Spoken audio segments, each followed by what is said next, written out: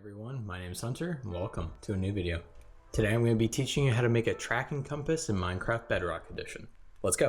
What you'll need for this build is a compass, a command block, and a mob or player, depending on what you need to track. I'm using a chicken for this example, but you can use any mob that you want. As long as it's an entity, it'll work. So all you need to do for the command block part is type in this command. You need to do /execute and then the entity. So if it's an entity, you want @e, and then in brackets you want type equals and then the name of the mob. Then you want to type tilde tilde tilde set world spawn and then another tilde tilde tilde. Then if we get a button, put it on the command block and press it, it leads directly to the chicken.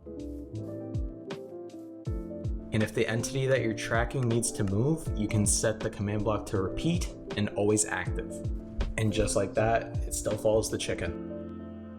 As you can see above my hotbar, it says you are tracking the chicken. I thought this would just be a bit more fun and also add on to the ambiance of the tracking compass. If you also want to do that, you can just type /title @a action bar, you are tracking the chicken. @a can be changed to the name of whoever's holding the compass. I mean, it doesn't really matter.